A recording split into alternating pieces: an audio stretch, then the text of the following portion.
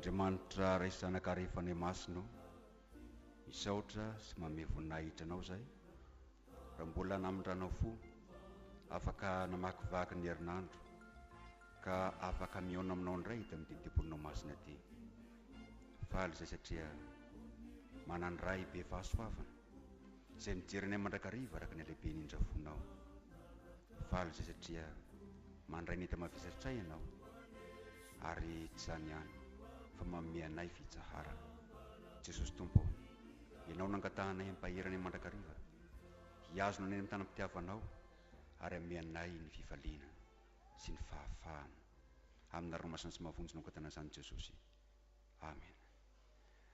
Ampifaliana ry havana no iarabanantsika rehetra tratrao alahady marain'izao ny tenin'Andriamanitra izay voatendry ho anjarantsika amin'ity alahady faha 17 manaraka ny trinité ty dia hitantsika ho filazantsara araka marka toko faharoa manomboka amin'ny andininy faha 20 ary mitsahatra io ny andininy faha 20. Marka toko faharoa andininy faha 20 ka hatramin'ny faha 20 toy izao ny vakiny izany amin'ny ran'i Jesosy. Ary ny mpianatry Jaona sy ny fariseo ny fahadianina tamin'izany dia avy izy ka nanao tamin'i Jesosy hoe nahoana ny mpianatry Jaona sy ny mpianatry ny fariseo no mifadianina fa ny mpianatra kosa tsy mba mifady. Ary Jesosy niteny taminy hoe mahay mifady va ny havan'ny mpapakatra raha mbola ao aminy ihany ny mpapakatra? Raha mbola ao aminy ihany ny mpapakatra dia tsy mahay mifady izy. Fa ho avy ny andro izay analana ny mpapakatra hiala ao aminy ka amin'izany andro zany vao hifady izy. Tsy misy olona manjaitra tapa-damba tsy mbola voalona amin'ny lamba tota, fa raha izany ny vaovao izay natampona dia andrombotra ny tota ka dia hitatra ny tritra. Ary tsy misy olona manisy divay vaovao ao anatin'ny sinioditra tota, fa raha izany ny divay dia ahatritra ny sinioditra ka dia samy ho very foana ny divay sy ny sinioditra, fa divay vaovao no ao anaty sinioditra vaovao.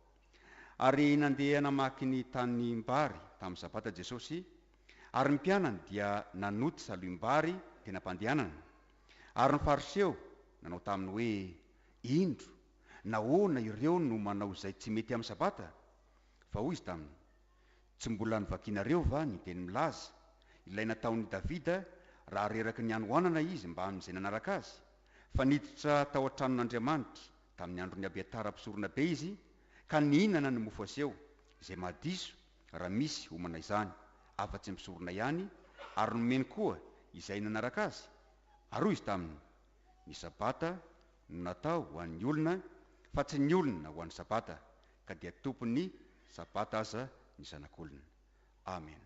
Ray masino manamasinana ny amin'ny fahamarinana, ny teninao ny fahamarinana. Amen.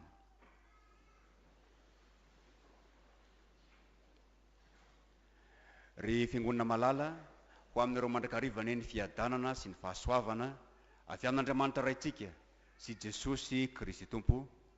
Amen. Mangataka ny ankizy rehetra aho mba hitsangana.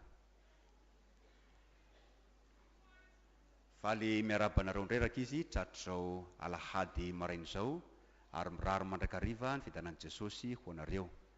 Misy fanontaniana izay tiako apetraka aminareo eto. Isaka ninona tsika no matory? Isaka ninona reo matory? Isaka ny 2 andro, isaka ny 3 andro? Isan'andro? Tsy misy fotoana ve mba azo asiana safidy hoe mba misy zavatra atao amin'ny alina dia mba isaka ny 2 andro? Mety sa tsy mety? Tsy mety. Ary isaka ninona reo misakafo? Impiry isan'andro? Ato misy miteny isan-kerinandro. Andramo. Zao na ny fatoriantsika na ny fisakafoanana io tsy misy safidy, fa tsy maintsy misakafo sika isan'andro, tsy maintsy matory sika isan'andro. Fa raha tsy zany dia ho reraka sika ary mety hiteraka fahafatesana zany. Amin'ny teny io ty dia ampahafantarany ny tenin'Andriamanitra amintsika fa tsy hoe terena sika iain'ny tenin'Andriamanitra na eona ihany koa amin'Andriamanitra, fa zavatra tokony ataotsika ary tsy maintsy ataotsika zany raha te ho velona sika. Anisan'izany ny fivoriantsika rehefa alahady ohatr'izao, mba ahafahantsika mivelona ara-panahy, mivelona amin'ny finoana, mila mandreny tenin'Andriamanitra sika. Mila mandreny tenin'Andriamanitra sika satria Jesosy milaza hoe tsy ny mofo ihany ny viloman'ny olona fa ny teny rehetra izay alokan'ny vavan'Andriamanitra. Noho izany dia mitaona anareo mba azoto hivavaka satria eo amin'ny fotoana izay rahantsika mivavaka tahaka izao no amezin'Andriamanitra antsika sakafo dia tsy inona fa ny teniny izany. Misy tenin'Andriamanitra izay tiako ataonareo tsenjery ary amin'ity maraina ity manao hoe aza mahafoy ny fiarahantsika miangona tahaka ny fanaon'ny sasany. Aza mahafoy ny fiarahantsika miangona tahaka ny fanaon'ny sasany. Angatahako nareo mierina kely izay hoe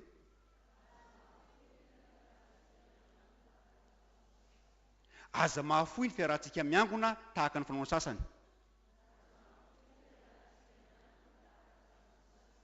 Fa mifananara kosa maika satria hitanareo fa miantongotra ny andro. Averiko fandroany, fa mifananara kosa maika fantatrareo fa miantongotra ny andro.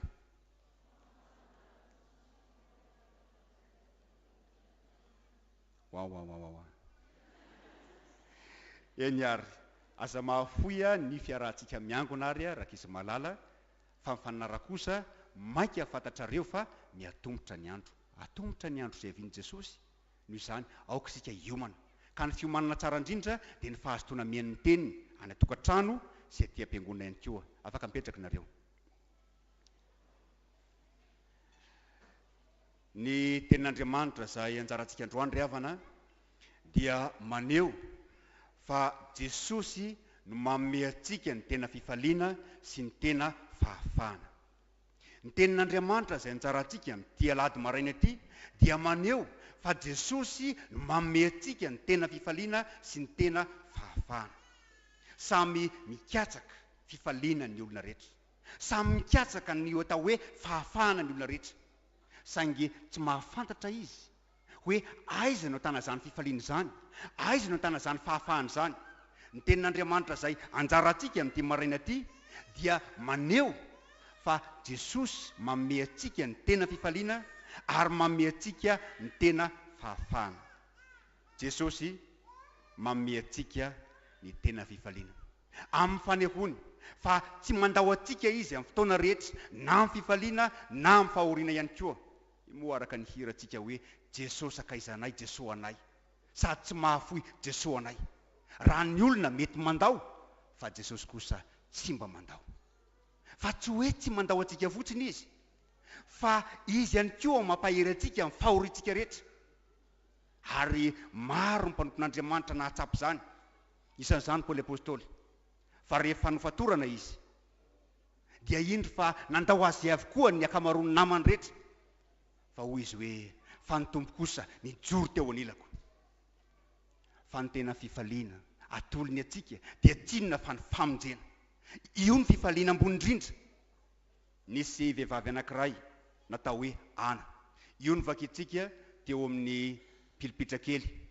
Vehivavy anankiray izay tao anatin'ny fahoriana tokoa. Ory ny fony, ory ny sainy, ory ny fanahiny. Inona ny antony? Tsy mba nahazo zanaka tahaka ny vehivavy rehetra izy. Ary teo amin'ny Jiosy, rehefa tsy mahazo zanaka dia tahaka ny adinon'Andriamanitra. Ka sady nahatsiaro tena ho voailiky ny fiarahamonina izy, nahatsiaro tena ihany koa ho voailiky Andriamanitra. Ary teo ihany koa ny faniriany mba hahazo zanaka tahaka ny olona rehetra. Nangataka famonjena tamin'Andriamanitra ihany.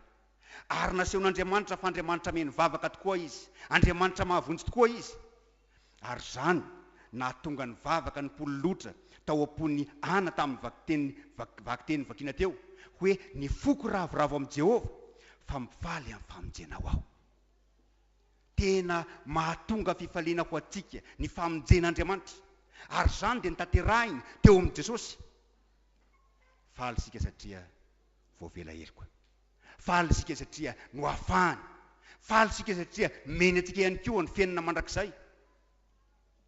Tsy mbola nanatrika fitsarana aho teny amin'ny tribonaly, saingy mahita ihany koa amin'ny fahitalavitra ny fifalian'ireo olona izay voaheloka na misy mitondra mitory eny amin'ny fitsarana.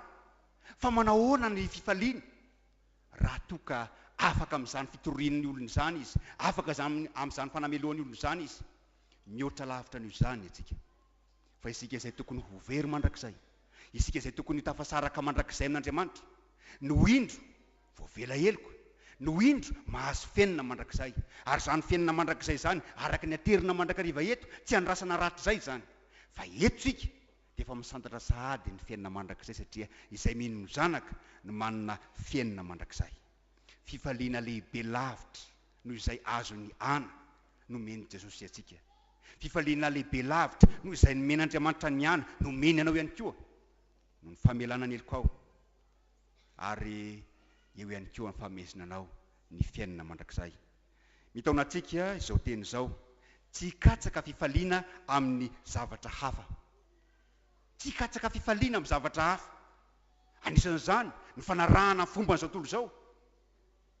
Ay, mpihirono eto an-tany moa, andao hifaly. Ka manara-po amin'ny filany nofo. Tsy izany ny fifaliana. Fa vao mainka miteraka fahoriana zany. Satria sady mampisaraka atsika amin'Andriamanitra, mampisaraka atsika amin'ny namantsika ihany koa. Kanefa ny tenin'Andriamanitra izay anjara atsika androany ihany koa dia mitaona atsika hifaly. Tsy noho izay ataony tena atsika, fa noho izay nataon'Andriamanitra tamintsika. Tsy ny fitandremana ivelambelan'ny lalàna no ahazoantsika fifaliana. Ary izay no hitantsika eto amin'ny fariseho eto. Nahoana mpianatra ao izy no tsy mba mifadianina tahaka ny an'ny mpianatra Jaona sy ny an'ny fariseho ihany koa. Ny valiteny izay nataon'i Jesosy dia ny hoe mahay mifady va ny avy-mpapakatra raha mbola ao amin'ny any ny mpapakatra. Ny olona izay manana an'i Jesosy, ilay mpapakatra azy, dia tsy mba ao anaty fahoriana. Haitsika tsara fa ny fifadiana dia vokatry ny fahoriana izay mahazo ny tena. Fa ny olona izay hiara-pahoriana, tsy mba terena izy hoe ianao tsy mahazo mihinan-kanina, fa tsy mahinan-kanina ho azy izy. Ny olona izay mahatsapa ny tsy fahamendrehana tahaka ny Davida tamin'ny testamenta taloha, rehefa nanota izy, tsy nahinan-kanina izy, fa nibebaka tamin'ny ranomasy tamin'Andriamanitra. Ny fifadiana dia tsy zavatra ivelambelany. Ny an'ny fariseho indroa isan-kerinandro izy no mifady. Teo amin'ny Jiosy mantsy dia nisy ny fifadiana isan-taona, ary nisy ihany koa ny fifadiana manokana amin'ny andro sasany. Fa namboamboarina ny fariseho zany, ka indroa isan-kerinandro izy dia mifady anina, ary niteraka firehariana ho azy zany, niteraka fiavonavonana ho azy zany. Fa ao antsika kristianina kosa dia asehon'ny ten'Andriamanitra amintsika androany, fa isika dia nomen'Andriamanitra fifaliana. Noho izany tsy ny fifadiana ivelambelany, tsy ny fitandrovana ihany koa ny lalàna ivelambelany tahaka izany no azahoantsika fifaliana, fa ny fahatsapantsika. fa ilay mpapakatra dia tsy iza fa Jesosy dia tonga eto amin'izao tontolo izao. Ary eto izy, eto Jesosy dia milaza hoe mahay mifady va ny avy amin'ny mpapakatra raha mbola eo aminy ihany ny mpapakatra. Io dia ilazan'ny mpianatra hoe Jesosy ilay apakatra azy, ilay amin'ny mihazo fifaliana eo akaikiny eo. Nahoana moa izy no hifady? Nahoana izy no ory ara-panahy ihany koa? Jesosy manohatra ny tena no mpapakatra. Isika dia tafasaraka tamin'Andriamanitra no fahotantsika. Ary matetika Andriamanitra dia manohatra ny tenany amin'ny Israely ho toy ny vady. Ka rehefa manota amin'ny zanak'Israely dia hoy izy hoe afoky ianao, fa avy eo averiny indray. Tafasaraka amin'Andriamanitra isika no fijangajangantsika, fijangajangana ara-panahy. Kanefa noho ny fitiavany dia indro fa nirahany Jesosy ilay mpapakatra, ary eo amintsika izy, ary zany mameantsika fifaliana. Jesosy dia nilaza tamin'ny mpianany rehefa handeha izy hoe indro aho ombanareo mandrakariva mbara-pahatonga ny fahataperana izao tontolo izao. Eo akaiko Jesosy, eo akaikinao Jesosy ilay mpapakatra. Noho izany tokony hanana fifaliana mandrakariva antsika. Enina dia mandalo fotoan-tsarotra aza amin'ny fotoana sasany. Paoly apôstôly dia nihaino izany fa tamin'ny fotoana izay nifatorany, ary fantany fa homelohana ho faty izy. Kanefa ao anatin'izany indrindra i Paoly apôstôly mbola milaza amin'ny kristianina ny Filipi hoe mifalia mandrakariva amin'ny tompo. Hoy izao indray, mifalia satria eo akaikin'ilay mpapakatra, eo akaikin'ny Jesosy mampahery azy, ary manana fanantenana izy ny amin'izany fahakaikezan'ilay mpapakatra zany. Ianao koa toko tiany Jesosy hiaina zany fifaliana izany ianao. Hifaly satria voavela heliko, hifaly satria eo akaikinao Jesosy mampahery anao, hifaly satria manambara aminao Jesosy fa tianao izy, ary maneho zany fitiavany anao zany mandrakariva. Indraindray somary gaga ihany ny tena manoloana ny kristianina sasany izay mihevitra azy hoe efa ambony ara-panahy, tsy mba mitsiky mihitsiny izy. Tsy haiko moa ny manao ny tarehany, tsy ahitana fifaliana. Move zany nikendren'Andriamanitra amintsika. Marina fa misy taona izay manehoantsika ny famatorantsika, fa misy olona dia miavonavina milanjalanja aloha satria izany ny veriny fa famatorana.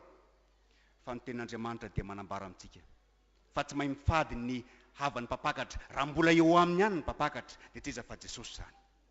Jesosy manome antsika ny tena fifaliana.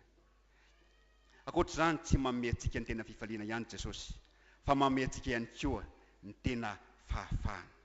Inona ny tena fahafahana? Ny fahafahan'ny olona manao izay tiany atao ve? Sa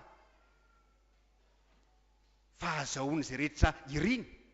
Ny tena fahafahana dia isika tafaverina eo amin'Andriamanitra, ary isika ihany koa miaina amin'ny fitiavana. Izany ny tena fahafahana. Amin'ny alalan'ny finoana dia afaka manatona an'Andriamanitra isika, ary amin'ny alalan'ny fitiavana dia afaka manatona ny hafa sika, afaka manatona ny namantsika sika, ary manasoa azy ihany koa. Izany ny tena fahafahana. Sady tafasaraka tamin'Andriamanitra ny fariseo, no tafasaraka tamin'ny namany ihany koa, ary avy amin'izany aza moa ny anarana hoe fariseo, miataka. Inona ny antony? Satria tsy niaina tamin'ny finoana izy, fa no iveriny fa niezaka izay ataony tenany no azahoany famonjena, ny mahatonga azy ho marina eo an-tren'Andriamanitra. Fa tsy niezaka izay taontsika no mahatonga antsika ho marina eo amin'Andriamanitra.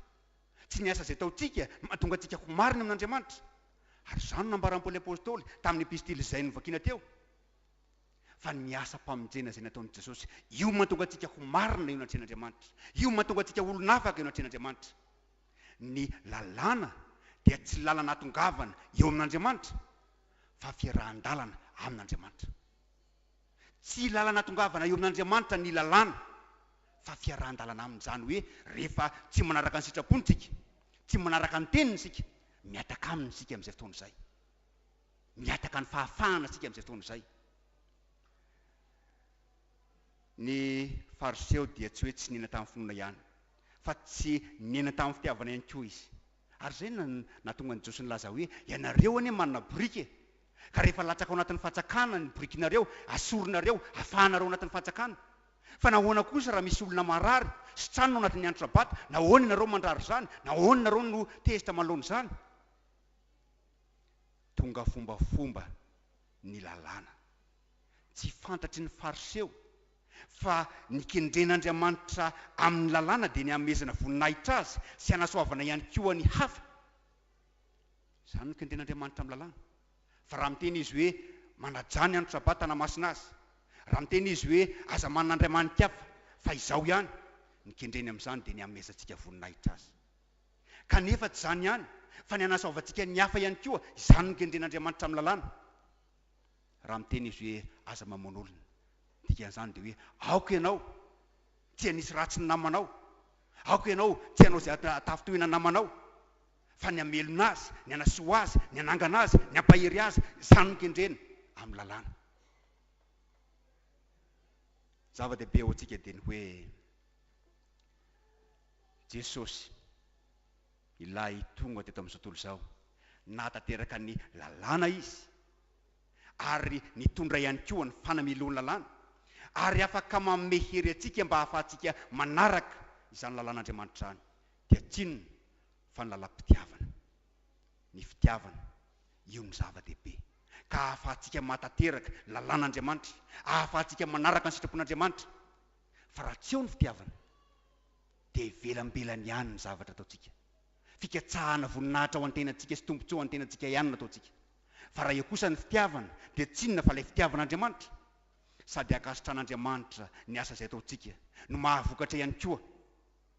Eto moa ny fariseo dia nilaza tamin'i Jesosy hoe nahoana ny mpianatrao no manao izay tsy mety amin'ny sabata, satria naka vary izy ireo dia nikosehany izany vary izany, ary ankoatr'izany dia nandeha mety mihoatra noho ny maily iray izy ireo sy Jesosy. Tena mety azy ireo ny fariseo manoloana izany. Izany hoe tsy ao anatin'ny fitiavana, ka na dia naona aza ny mpianatra, tsy ny hanoana ny mpianatra no jereny, fa ny fanajana ivelambelany ny lalàna. Nisy fotoana aho tany fitandremana voalohany izay niasana, avy namangy zanam-piangonana ny amin'ny 30 kilometatra mahery any ho any, dia mandeha bisikileta moa makany, afaverina avy any aho, vaky pneu teny an-dalana. Dia niditra tao amin'ny tokantrano anankiray, taty aoriana fantatro hoe pasteur tao amin'ireny hoe fiangonana zandrin'ireny le rangahy. Dia niteny aho hoe satria fantatro hoe mpanamboatra bisikileta, misy soratra hoe manamboatra bisikileta ato.